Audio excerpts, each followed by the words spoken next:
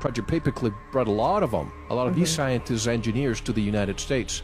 Do you think that what you went through was perhaps a continuation of what they were doing in Germany? I think that they refined a lot of that in Germany and then brought it here and started practicing it on people here, and they were able to take the research further.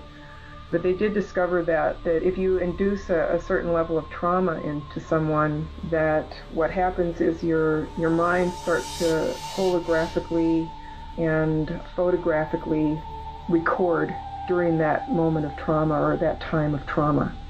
And so people can be programmed in actual ways. In the past, there were some areas you did not want to talk about. Are you prepared to talk about them now? Being taken to the moon, and worked very hard for a week there, and again more sexual abuse at night. I was not allowed to sleep hardly at all during that week. How were you taken to the moon? We were put on a saucer-shaped craft and we were told to lay on the floor.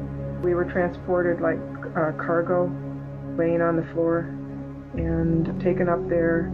Again, it wasn't a very pleasant experience. If I got the chance to go to another planet, even the moon, you would think it would be a really wondrous experience. Yes. But under the circumstances, it was very unpleasant. Now tell me more about the craft. Was it a big craft? Who else was with you? It was a pretty big craft. There were 2 other men with me that were told to lay on the floor as well. And there were some people that got on the craft to go there that actually occupied some of the seats. And there was a reptilian that seemed to be the pilot of the craft.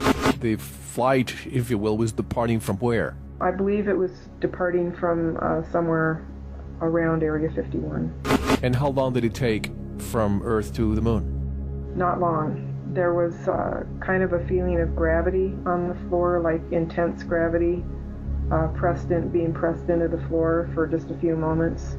And that was the only feeling of acceleration that I felt at all. And I couldn't see out any window, but it seemed like we got there within 20 to 30 minutes. And once you got there, tell me more. I was given a suit of clothes to wear that were very close-fitting, boots that kind of sealed everything up. So I had some kind of suit, but it wasn't anything as big and clunky as the space suits the astronauts wear. When I got there, we were taken into facilities, and they tried to find work for me to do that was electronic work in nature because I was a radar operator, so they wanted me to operate equipment that there would be some general similarity electronics-wise.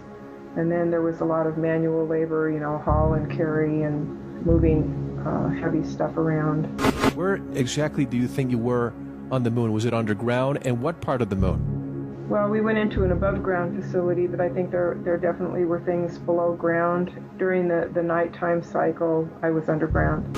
Was it on our side of the moon or the far side of the moon? It was on the far side.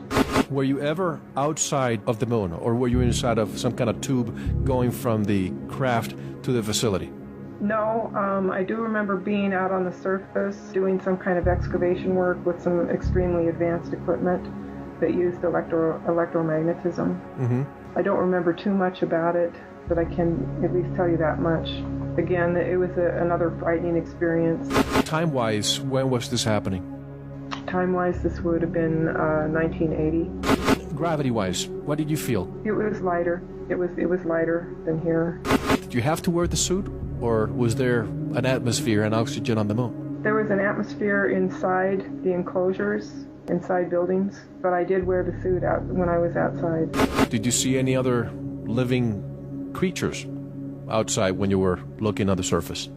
For some reason, I have the impression that there were some extraterrestrial bases there as well. The word collusion, that we are working with the extraterrestrials. And was it a United States? With some.